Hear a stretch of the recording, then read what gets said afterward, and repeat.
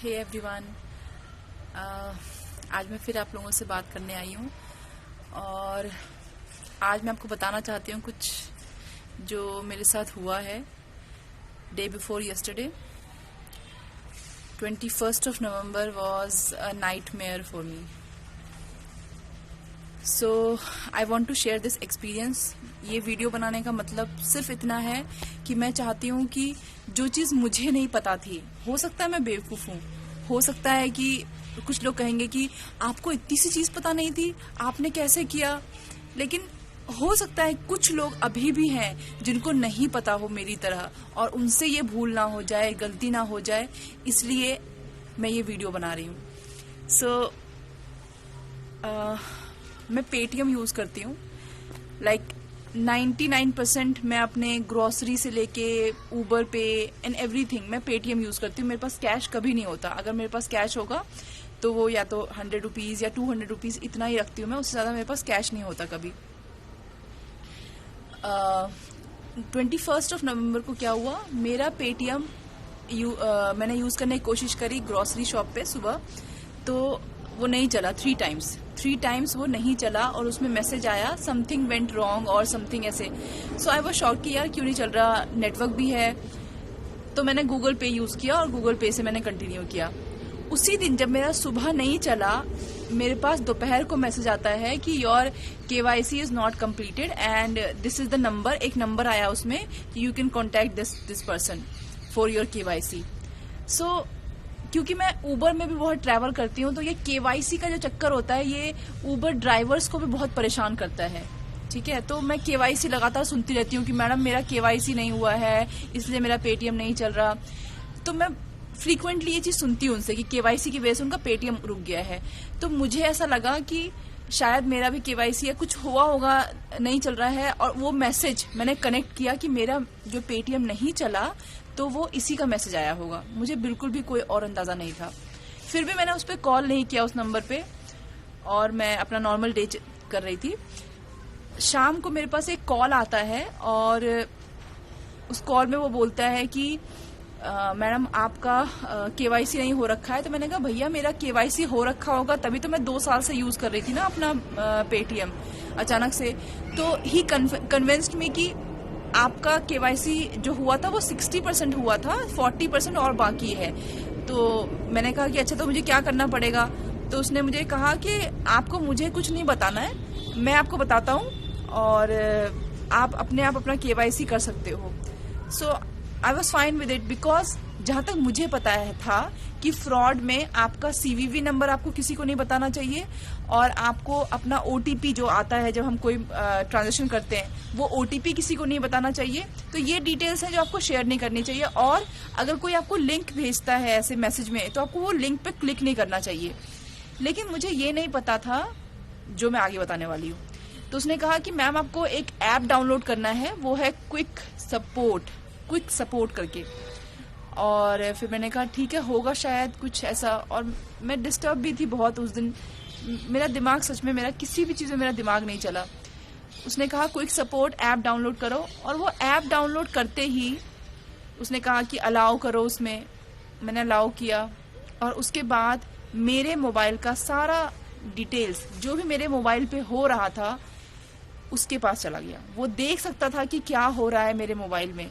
ठीक है, उसने कहा आपकी पेटीएम जो लिमिट है वो मैं इंक्रीज करना चाहता हूँ, इंक्रीज करवाने के लिए आपको अपने कार्ड की डिटेल दीजिए।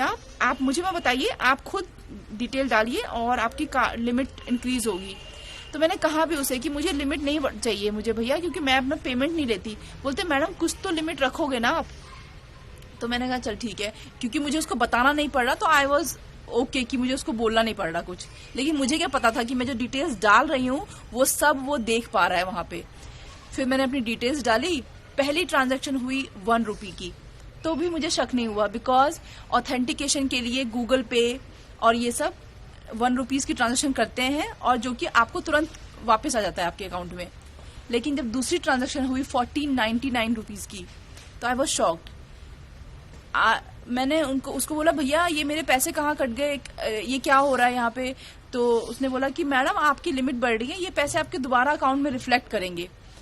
तो मैं अब मेरे पास, क्योंकि मुझे पता नहीं है कि उस ऐप से हो रहा है, मैं सिर्फ कंटिन्यू उससे बात कर रही हूँ और मेरा फिर तीसरी ट्रांजेक्शन हुई 9,999 रुपीज की, तब मेरा दिमाग सनक गया था और तब तक मैं समझ गई थी कि मैं फंस चुकी हूँ मैं किसी चीज में। ठीक है, तो HDFC वालों का, क्योंकि मेरा बैंक HDFC में, HDFC वालों का एक कॉल आता है अगर आप कोई बड़ी ट्रांजेक्शन कर रहा था, वो आपको कॉल करते हैं कंफर्म करने के लिए। तो जैसे उनका कॉल आया, मैंने उनको बोला कि ये ट्रांजेक्शन मैं नहीं कर रही हूँ, प्लीज स्टॉप दिस पेमेंट। ठीक है, और मेरे अकाउंट में और कोई पेमेंट नहीं होनी चाहिए बिकॉज मैं नहीं कर रही हूँ।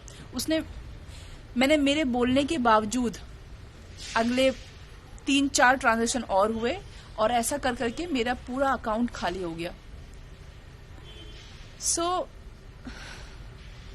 मैं आपको बता नहीं सकती कि अपनी मेहनत की कमाई, ठीक है, जो मैं दिन रात लगाकर कमाती हूँ, वो मेरे सामने मेरे पैसों के कटने के मैसेजेस आ रहे थे और मैं कुछ नहीं कर पा रही थी। आई वॉज जस्ट शाउटिंग, और मैं घर में अकेली थी। And I am very thankful to my neighbour who was with me, because मेरे लिए वो बहुत बड़ा सदमा था, बहुत बड़ा झटका था, मैं जो नहीं हैंडल कर पा रही थी। एंड सच बताऊं तो मैं मरते मरते बची हूँ उस चीज से। जो पैसे गए, शायद मैं भी चली जाती उस दिन। फिर एन मौके पे मेरे हस्बैंड आ गए, तब तक मेरे हस्बैंड आ चुके थे। उस बंदे ने मेरा दूसरा डेबिट कार्ड भी वो उसकी एंट्री करवा करके उसमें से पैसे कटने शुरू ही हो गए थे कि मेरे हस्बैंड आ गए और उन्होंने तुरंत वो ऐप डिलीट किया। तब मेरे पैसे कटने बंद हुए। लेकिन मेरा जो पहला अकाउंट था वो पूरा खाली हो चुका था, ऑल मनी गॉन। ठीक है, एंड स्टिल वो फोन पे था कि मैं आपके पैसे जा रहे हैं, आपके पैसे वापस कर दूंगा, अभी करता हूं मैं, आपको कार्ड टू कार्ड वापस करता हूं मैं। एंड मुझे ये उम्मीद थी कि हाँ शायद वापस कर देगा, शायद मैं ज्यादा सोच रही हूँ, शायद।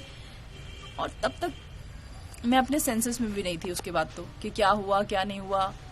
फिर साइबर पुलिस के पास गए हमने रिपोर्ट लिखवाई, हमने पेटीएम में कंप्लेन करी, सब किया मैंने।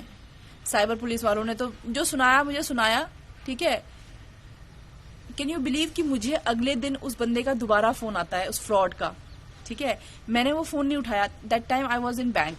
ठीक है, I was doing all the formalities to freeze my account and everything. So मेरे हस्बैंड ने फोन उठाया वो, और ही वॉज कैजुअली टॉकिंग कि आपके पैसे ना आ जाएंगे आज शाम तक, आपकी वाइफ कैसी है, कल वो बहुत परेशान हो गई थी। ठीक है, या तो वो ये देख रहा था कि अगर मैं फोन उठा लेती तो वो कोशिश करता मेरे दूसरे अकाउंट से पैसे लेने की, या तो पता नहीं किस लिए उसने फोन किया। जब मैंने साइबर पुलिस को ये इन्फॉर्मेशन दी कि मेरे पास वो दोबारा फोन आ रहा है उस बंदे का, तो उन्होंने कहा कि ब्लॉक दैट नंबर। मुझे एक बात समझ में नहीं आई कि why to block, why can't we trace that number, it's a scam. ठीक है, मेरा 2 क्वेश्चन है कि पेटीएम की सिक्योरिटी कहाँ है। ठीक है, जब पेटीएम हम इतना उस पे डिपेंडेंट हो गए हैं, लेकिन पेटीएम की सिक्योरिटी कहाँ है। पहली बात, मेरा पेटीएम ना चलना ये इंडिकेट करता है कि इसका मतलब मेरा पेटीएम शायद पहले ही हैक हो चुका था, क्योंकि उसका ना चलना और फिर केवाईसी का मैसेज आना। अगर मेरा पेटीएम चल रहा होता और तब मुझे मैसेज आता तो शायद मेरे अंदर क्लिक करता कि मेरा पेटीएम तो चल रहा है, तो मैं उसको एंटरटेन ही नहीं करती। लेकिन मेरा पेटीएम ना चला और उसके बाद मैसेज आया, मैंने दोनों चीजों को कनेक्ट किया, इसका मतलब पहले से ही सब कुछ हो चुका था। दूसरा, जब मैंने HDFC वालों को बोला कि मैं ये पेमेंट नहीं कर रही हूँ, प्लीज स्टॉप कराएं इसको, तो भी वो रुका नहीं, तो भी होता गया। क्यों? क्या हमारे पास कोई टेक्नोलॉजी नहीं है कि हम, मतलब क्या है, कुछ तो लूप होल है ना। तीसरा ये, जब मैंने उस साइबर पुलिस को बोला कि मेरे पास वो फोन आ रहा है, तो उन्होंने कहा, मैंने कहा हम वो ट्रेस नहीं कर सकते sir, why should I block that number. तो उन्होंने बोला, मैडम आप ना क्राइम पेट्रोल बहुत देखते हो, आपको लगता है कि नंबर से ट्रेस किया जा सकता है क्या? आप मेरे पास आना, मैं आपकी आधे घंटे की क्लास लूंगा और आपको बताऊंगा। मेरा क्वेश्चन आप लोगों से है और सबसे है, मेरे साथ जो होना था हो गया। इस वीडियो का एक मतलब है कि आप सब अवेयर रहें ये जो हो रहा है। दूसरा, मेरा क्वेश्चन ये है गवर्नमेंट से कि हमने हर चीज को डिजिटल करने की कोशिश करी है कि आप इससे यूज करें, ये यूज करें, पर सिक्योरिटी कहाँ है? और जब किसी के साथ ऐसा होता है तो पुलिस कैसे, ये क्या आंसर था कि आप क्राइम पेट्रोल बहुत देखते हो? ये एक कॉमन नॉलेज है आई थिंक सबकी कि हाँ, मोबाइल नंबर से किसी को ट्रेस किया जा सकता है। जब मोबाइल से इतनी सारी चीजें हो रही हैं तो ट्रेस क्यों नहीं हो सकता? ये जवाब था उसका। बिकॉज शायद उसके लिए मेरे पैसे उतने मायने नहीं रखते, क्योंकि मैं शायद पॉलिटिशियन नहीं हूं, शायद मैं एक आम आदमी हूं। ठीक है। तीसरा, मुझे पता है HDFC भी कुछ नहीं करेगी, कोई कुछ नहीं करेगा। ठीक है। सो मैं अब अपनी तरफ से ये कर सकती हूँ कि मैं एटलीस्ट जितने लोगों से मिल रही हूँ, जितने लोगों को जानती हूँ और जितने भी मेरे आसपास हैं, मैं सबको बता रही हूँ ये बात कि ऐसा हुआ, सारी डिटेल दे रही हूँ, सो दैट मेरी तरह किसी और के साथ ऐसा ना हो। Please be aware. ठीक है। अगर आप पेटीएम यूज करते हैं, मैं तो बोलूंगी यूज करने की जरूरत ही नहीं है। ठीक है। Back to normal cash use करें। ठीक है। अपनी UPI पिन अपने मोबाइल में ऐसे सेव, किसी भी ऐसे ऐप को HDFC या किसी भी बैंक के ऐप को रखने की जरूरत नहीं है, because it is not safe. जब आपके साथ कुछ ऐसा हो जाएगा तो ये वही बैंक है जो आपका सपोर्ट नहीं करेंगे, कुछ नहीं करेंगे, ये कोई कुछ नहीं करेगा। ठीक है। और हमें आई थिंक उसके बाद अगले दिन ही कल के न्यूज़पेपर में आया पेटीएम का ये, क्योंकि आई थिंक मेरे से पहले भी लोग बैठे हुए थे जब मैं साइबर पुलिस के पास गई, मेरे से बाद भी लोग थे, और कितना ज्यादा हो रहा है। मतलब इतने सारे केसेस मैंने सुन लिए अपने आसपास ही उसके बाद अगले दिन ही कि अच्छा, इनके मेरे क्लाइंट में ही 3 लोगों के पास ऐसे मैसेजेस, सेम मैसेजेस आए हुए हैं, और उसमें से 2 लोग वो भी कह रहे थे कि हम ये करने ही वाले थे कि बात कर लेते हैं यार, KYC करवा लेते हैं, अच्छा हुआ आपने बता दिया। तब मुझे लगा कि थैंक गॉड कि मैंने बात कर ली इस बारे में, थैंक गॉड कि मेरे थ्रू उनको पता चल गया कि क्या क्या हुआ और वो बच गए।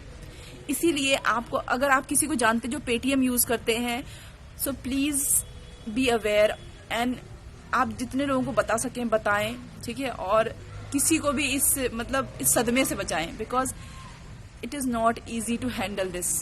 चाहे वो 5,000 रुपीज हो, चाहे वो 5 लाख रुपीज हो, किसी की हार्ड अर्न मनी उसके सामने चली जाए इस तरह से, ये झेलना बहुत मुश्किल होता है। Thank you.